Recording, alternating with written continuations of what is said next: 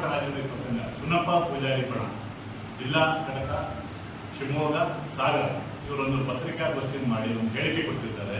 ನಾವು ಹಲವಾರು ವರ್ಷಗಳಿಂದ ರೈತ ಸಂಘ ನಡೆಸ್ಕೊಂಡು ಬರ್ತಾ ಇದ್ದೇವೆ, ಒಳ್ಳೊಳ್ಳೆ ಕಾರ್ಯಗಳು ಮಾಡ್ತಾ. ನಮ್ಮಲ್ಲಿ ಶಿಸ್ತುಬದ್ಧ ಕ್ರಮಗಳಿದೆ, ಶಿಸ್ತಿಂದ ಬರ್ತದಂಥ ಸಂಘ. ಹಾಗಾಗಿ ನೀವು ನಮ್ಮಲ್ಲಿ ಯಾವುದೇ ಅಶಿಸ್ತು ಮಾಡಿರೋರನ್ನ ಸಂಘದಿಂದ ಹೊರಗಾಕಲಾಗ್ತದೆ. ಅವರು ಬಳಸಿದಂಥ ಪದ ಉಚ್ಚಾಟನೆ ಅಂತೇಳಿ ಪದ ಬಳಸಿದ್ದಾರೆ. ಮೊದಲನೇದಾಗಿ ಅವರು ನಾವು ಸಂಘ ವಿರೋಧಿ ಚಟುವಟಿಕೆ ಏನಂತ ಹೇಳಿದರೆ ಇತರ ಸಂಘಗಳೊಂದಿಗೆ ಗುರುತಿಸಿಕೊಳ್ಳುವುದು, ಅಂದರೆ ಬೇರೆ ಸಂಘಟನೆ ಜೊತೆ ನಾವು ಗುರುತಿಸಿಕೊಳ್ಳುವಾಗಿಲ್ಲ ಅಂತ ಹೇಳಿದ್ದಾರೆ. ಅದಕ್ಕೊಂದು ಉದಾಹರಣೆ ಹೇಳ್ತಾ ಇದ್ದೀನಿ. ದಿನಾಂಕ 2/3/2026 ಮಲೆನಾಡು ರೈತ ಹೋರಾಟ ಸಮಿತಿ ಟೀನಾ ಶ್ರೀನಿವಾಸ್ ಸರ್ ಅವರ ಜೊತೆಯಲ್ಲಿ ಸಿಗಂದೂರು ರಸ್ತೆ ತಡೆ ಚಳವಳಿಯನ್ನು ನಾವು ನೀವು ಸೇರಿ ಎಲ್ಲ ಹಮ್ಮಿಕೊಂಡಿದ್ದು, ನೀವು ಇದ್ರೆ ಅವತ್ತು ಹಮ್ಮಿಕೊಂಡಿದ್ರು. ಎಲ್ಲ ಭಾಗದಿಂದಲೂ ಅವತ್ತು ರೈತ ಮುಖಂಡರು, ರೈತರು ಬಂದಿದ್ರು. ಇಡೀ ನಾಡಿಗೆ ಬೆಳೆದು ಕೊಟ್ಟಂತ ಆ ಜನತೆ ಇವತ್ತು ಕತ್ತಲಲ್ಲಿದ್ದಾರೆ. ಅವರಿವತ್ತು ಭೂಮಿ ಹಕ್ಕಿಕೊಳ್ಳಿಕ್ಕೆ 70 ವರ್ಷಗಳಾದರೂ ನಮಗೆ ಆಗಲಿಲ್ಲ. ಅಂತ ಒಂದು ಹೋರಾಟಕ್ಕೆ ಬೇರೆ ರೈತ ಸಂಘಗಳ ನಾಯಕರ ಜೊತೆಯಲ್ಲಿ ನಾನು ಭಾಗವಹಿಸೋದಕ್ಕೆ ಅದು ರೈತ ವಿರೋಧಿ ಚಳುವಳಿ. ಒಂದೇ ಪಾಯಿಂಟ್, ನಮ್ಮ ರೈತ ಸಂಘದ ನಮ್ಮನ್ನ ಉಚ್ಚಾಟನೆ ಮಾಡಿದ ಕಾರಣ. ಇನ್ನು ಎರಡನೇದು, ಈ ಹಿಂದೆ ಶರಾವತಿ ಪಂಪ್ ಸ್ಟೋರೇಜ್ ಯೋಜನೆ ಇತ್ತಲ್ಲ, ಈ ವಿರೋಧಿ ಯೋಜನೆ, ಅದೊಂದು ವೇದಿಕೆ ಇತ್ತು, ಸ್ಟ್ರೈಕ್ ನಡೀತಾ ಇತ್ತು. ಆ ವೇದಿಕೆ ಒಂದು ರಾಜಕೀಯ ಒಂದೇ ಒಂದು ರಾಜಕೀಯ ವೇದಿಕೆಯ ಪಕ್ಷದ ವೇದಿಕೆಯಾಗಿ ನಮಗೆ ಕಾಣ್ತಾ ಇತ್ತು. ನಮ್ಮ ರೈತ ಸಂಘದಲ್ಲಿ ಮುಂಚೆ ನಾವು ಸ್ಪಷ್ಟವಾಗಿ ಹೇಳಿದ್ದು, ನಾವು ಯಾವುದೇ ರಾಜಕೀಯ ವ್ಯಕ್ತಿಗಳೊಂದಿಗೆ ನಾವು ಮುಗಿಸುವ ಹಾಗಿಲ್ಲ, ವೇದಿಕೆ ಹಂಚುವಾಗಿಲ್ಲ ಅಂತೇಳಿ ಫಸ್ಟಿಗೆ ಒಂದು ತೀರ್ಮಾನವನ್ನು ನಾವು ಕೈಗೊಂಡಿದ್ದರು. ಬಟ್ ಈ ಶರಾವತಿ ಪಂಪ್ ಸ್ಟೋರೇಜ್ ಯೋಜನೆ ಒಂದು ರಾಜಕೀಯ ಪಕ್ಷದ ವೇದಿಕೆಯಾಗಿ ಅಲ್ಲಿ ಕಾಣ್ತು. ಅಲ್ಲಿ ಏನಾಯ್ತು, ನಿಷ್ಠಾವಂತ ಕರ್ನಾಟಕ ರಾಜ್ಯ ರೈತ ಸಂಘದ ನಿಷ್ಠಾವಂತ ಕಾರ್ಯಕರ್ತರನ್ನು ಅಲ್ಲಿ ಕಡೆಗಣಿಸಲಾಯಿತು. ಅವರಿಗೆ ಅಲ್ಲಿ ಯಾವುದೇ ಒಂದು ಸ್ಥಾನಮಾನವನ್ನು ಪಡೆದ್ರೆ ಅಲ್ಲಿ ಕಡೆಗಣಿಸಲಾಯಿತು. ಅದರಿಂದ ನಮಗೆ ಮಾನಸಿಕವಾಗಿ ಸ್ವಲ್ಪ ಹಿಂದೆ ಬಂತು. ಆಮೇಲೆ ನವೆಂಬರ್ ತಿಂಗಳಲ್ಲಿ ನಾವು ಮೌಖಿಕವಾಗಿ ಸಂಘಟನೆ ನಮ್ಮ ಎಲ್ಲ ಸ್ಥಾನಕ್ಕೂ ರಾಜೀನಾಮೆ ಕೊಟ್ಟಿದ್ದು, ಕರ್ನಾಟಕ ರಾಜ್ಯ ಸಂಘಕ್ಕೆ ಮೌಖಿಕವಾಗಿ ರಾಜೀನಾಮೆ ಕೊಟ್ಟಿದ್ದು. ಅಲ್ಲಿಂದ ಇಲ್ಲಿವರೆಗೆ ಇವರು ಯಾವ ಮೀಟಿಂಗ್ ಅನ್ನು ಕರೀಲಿಲ್ಲ. ಇವ್ರನ್ನೆಲ್ಲ ವಾಟ್ಸಪ್ ಗ್ರೂಪಿನ ಮೀಟಿಂಗ್ ಅಲ್ಲಿ ಕರೀದು ಹೆಂಗೆ ಅಂದ್ರೆ ವಾಟ್ಸಪ್ ಗ್ರೂಪ್ ಅಲ್ಲಿ ಮೆಸೇಜ್ಗಳನ್ನು ಹಾಕೋದು, ಇವ್ರನ್ನೆಲ್ಲ ವಾಟ್ಸಪ್ ಗ್ರೂಪಿಂದ ತೆಗೆದಾಯ್ತು. ಹಾಗಾಗಿ ಯಾವುದೇ ಮೀಟಿಂಗ್ ಆಗಿಲ್ಲ, ಯಾವುದೇ ನೋಟಿಸ್ಗಳನ್ನು ಕೊಡಲಿಲ್ಲ. ಇದೆರಡು ನಾವು ಮಾಡಿದಂತೆ. ಇನ್ನೊಂದು 2 ಉದಾಹರಣೆ ಹೇಳ್ತೀನಿ ನಿಮಗೆ. ನಮ್ಮ ಡಾಕ್ಟರ್ ತಾತಪ್ಪ ಕಣ್ಣವರು ರಾಜ್ಯ ಪ್ರಶಸ್ತಿ ಪುರಸ್ಕೃತರವರು, ಅವರಿಗೆ ಸನ್ಮಾನ ಮಾಡಕ್ಕೆ ಹೋಗಿದ್ದು ತಪ್ಪಲ್ಲ. ನಮ್ಮ ಕರ್ನಾಟಕ ರಾಜ್ಯ ಸಂಘ ಶಿವಮೊಗ್ಗ ಘಟಕ ಸಾಗರ ತಾಲೂಕವರಿಗೆ ಅದು ಹೋಗಿದ್ದು ತಪ್ಪು.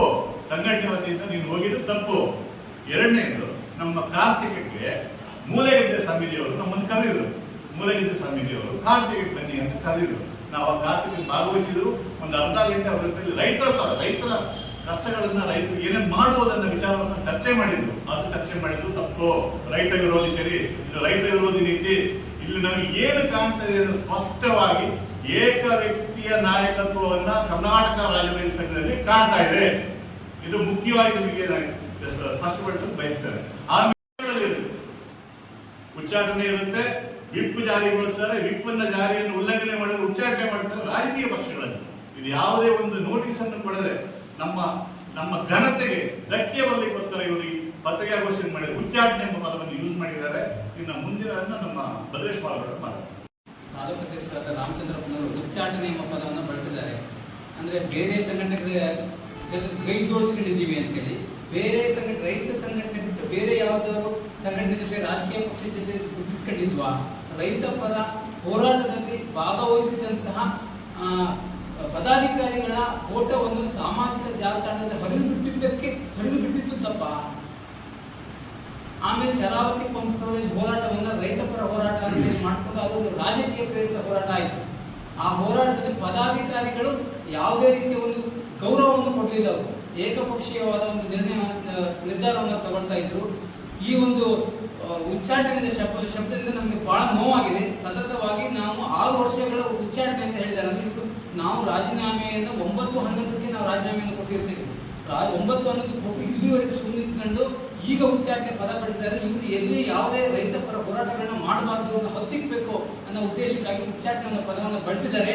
ಇವರು ಕೂಡ ಹಿಂದೆ ರೈತ ಸಂಘದಲ್ಲಿದ್ದಾಗ ನಮ್ಮ ಮಂಜಪ್ಪನವರು ಮತ್ತೆ ಶಿವಾನಂದಪ್ಪನವರು ಅವರ ಬಣದಲ್ಲಿದ್ದು ಅವರಿಂದ ಹೊರಹೋದ ಸಂದರ್ಭದಲ್ಲಿ ಅವ್ರು ಯಾವುದಾದ್ರು ಉಚ್ಚಾಟನೆಯನ್ನು ಕ್ರಮ ತಗೊಂಡಿದ್ರ? ಕರ್ನಾಟಕ ರಾಜ್ಯದಲ್ಲಿ ಮೊದಲ ಬಾರಿಗೆ ಉಚ್ಚಾಟನೆ ಅನ್ನೋ ಶಬ್ದ ರೈತರಿಗೆ ಬಂದಿದ್ದು. ರೈತರಿಗೆ ಆಗಿರ್ತಕ್ಕಂಥ ಅವಮಾನ ಅಂತ ನಾನು ಹೇಳೋಕೆ ಇಷ್ಟಪಡ್ತೀನಿ. ಇದು ರೈತರ ತಂತ್ರ ರೈತರ ಉಚ್ಚಾಟನೆ ಅಂದ್ರೆ ಏನರ್ಥ ಅದು? ಈ ಮೂಲಕ ಹೇಳಕ್ ಇಷ್ಟಪಡ್ತಾರೆ, ಕರ್ನಾಟಕ ರಾಜ್ಯ ರೈತ ಸಂಘ ಚುನ್ನಪ್ಪ ಪೂಜಾರಿ ಗೌರವಾಧ್ಯಕ್ಷರಾದಂತಹ ಶಶಿಕಾಂತ್ ಗುರೂಜಿ ಅವರು ಇದರನ್ನ ಮಧ್ಯ ಭಾಗವಹಿಸಿ ಈ ಉಚ್ಚಾಟನೆ ಪದವನ್ನ ಬಳಸಿದ್ದಾರೆ. ಇದು ಕರ್ನಾಟಕ ರಾಜ್ಯಕ್ಕೆ ಇದು ಒಂದು ರೈತ ಸಂಘಕ್ಕೆ ಅವಮಾನ ಆಗ್ತಕ್ಕಂಥ ವಿಚಾರ. ಕೂಡಲೇ ಅವರು ಮಧ್ಯಪ್ರವೇಶ ಕ್ಷಮೆ ಯಾಚಿಸಬೇಕು, ಇಲ್ಲವಾದ್ರೆ ನಾವು ಮುಂದೆ ಕಾನೂನು ಸಲಹೆ ಕೊಟ್ಟು ಕ್ರಮವನ್ನು ತಗೊಳ್ತೀವಿ ಅಂತ ಈ ಸಂದರ್ಭ ಹೇಳಕ್ ಇಷ್ಟಪಡ್ತೀನಿ. ಕರ್ನಾಟಕ ರಾಜ್ಯ ರೈತ ಸಂಘ ಎಲ್ಲ ರಾಜ್ಯದಲ್ಲೇ ಇದೆ. ಆದರೆ ಏನೋ ಒಂದು ತಾಲೂಕಲ್ಲಿ ಜಿಲ್ಲಾ ಮಟ್ಟದಲ್ಲಿ ಒಂದು ಸಂಘಟನೆ ಬೆಳೆಯಬೇಕು ಅಂತಕ್ಕಂಥ ಬೆಳೆಸಿದೆ. ಅದನ್ನ ದಿಢೀರವಾಗಿ ನಮ್ಮನ್ನ ಒಂದು ಮೀಟಿಂಗ್ ಕರಿಬೋದಾಗಿತ್ತು, ಮೀಟಿಂಗ್ ಕರೆದು ಚರ್ಚೆಗಳು ಮಾಡ್ಬೋದಾಗಿತ್ತು. ಅದನ್ನ ದಿಢೀರವಾಗಿ ಸೇರಿಸ್ತೇನೆ ಇವ್ರನ್ನ ಉಚ್ಚಾಟನೆ ಮಾಡೋದು ಸೂಕ್ತ ಅಂತ ಅವರೇ ತೀರ್ಮಾನ ತಗೊಂಡಿದ್ದಾರೆ. ಅದು ನನ್ನ ಲೆಕ್ಕ ತಪ್ಪು. ಯಾಕಾಗಿದ್ರೆ ನಮ್ಮ ದೇಶದಲ್ಲೇ ಇಲ್ಲ ರೈತ ಸಂಘಟನೆ ಅನ್ನೋದು ಎಲ್ಲರೂ ಒಂದೇ. ಕರ್ನಾಟಕ ರಾಜ್ಯ ರೈತ ಸಂಘ ಆಗಿರ್ಬೋದು, ಬೇರೆ ಬೇರೆ ಸಂಘಟನೆ ಆಗಿರ್ಬೋದು, ಎಲ್ಲ ಸಂಘಟನೆಗೂ ಕೈ ಜೋಡಿಸಿದ್ರೆ ಮಾತ್ರ ಫಲ ಸಿಗುತ್ತೆ. ಅದನ್ನ ಬಹಳ ಯೋಚನೆ ಮಾಡಿ ಅವರು ಅದನ್ನ ಮಾಡಬೇಕಾಯ್ತು, ಮಾಡಲಿಲ್ಲ. ಸಂಘಟನೆ ಹೋರಾಟ ಎಲ್ಲರಿಗೂ ರೈತ ಸಂಘಟನೆ ಎಲ್ಲ ಕಡೆ ಇದ್ರು ಹೋಗ್ಬೇಕು, ಸಂಘಟನೆ ಕೈ ಜೋಡಿಸ್ಬೇಕು, ಸಂಘಟನೆ ಹೋರಾಟ ಮಾಡಬೇಕು. ಏನೋ ಒಂದು ತಪ್ಪನ್ನು ನಾವು ಮಾಡಿದ್ರೆ ಯಾವ ಕಡೆ ರಾಜ್ಯ ಪಕ್ಷಗಳಲ್ಲಿ ಯಾವ ಪಕ್ಷಗಳಲ್ಲಿ ನಾವೇನಾದ್ರು ಸೇರಿದ್ದಾದ್ರೆ ಉಚ್ಚಾಟನೆ ಮಾಡಿ ನಾವು ಒಪ್ಕೊಳ್ತೀವಿ. ಯಾವುದೇ ಇರ್ತೇನೆ ದಿಢೀರವಾಗಿ ಉಚ್ಚಾಟನೆ ಮಾಡಿದ್ರೆ ಭಾಳ ನಮಗೆ ತುಂಬಲಾರದ ನೋವಾಗ್ತಾ ಇದೆ. ಯಾಕಂದರೆ 4 ವರ್ಷ ನಾವು 4 ದಿವಸ ದುಡಿದೆ ಮೊದಲನೇ 6 ವರ್ಷ ಕಾಲ ಅವರನ್ನು ನಾವು ಉಚ್ಚಾಟನೆ ಮಾಡಬೇಕು ಅಂತಕ್ಕಂಥದ್ದು ಮಾಡಿದ್ದಾರೆ.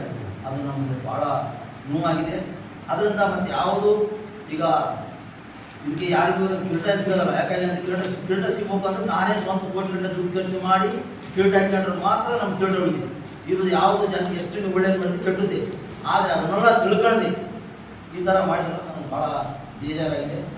ಅದು ಮುಂದಿನ ದಿನಗಳಲ್ಲಿ ಸಂಘಟನೆ ಒಟ್ಟಾಗಿ ಎಲ್ಲ ಹೋರಾಟ ಮಾಡಬೇಕು. ನಮ್ಮ ತಾಲೂಕಲ್ಲಿ ಮತ್ತು ಜಿಲ್ಲೆಯಲ್ಲಿ ಸಹ ಹೋರಾಟ ಆಗಬೇಕು, ರಾಜ್ಯಕ್ಕೂ ಮುಟ್ಟಬೇಕು ಅಂತ ಹೇಳ್ತಾ ನನಗೆ ಅವಕಾಶ ಮಾಡಿಕೊಡ್ತಕ್ಕಂಥ ಎಲ್ಲರಿಗೂ ನಾನು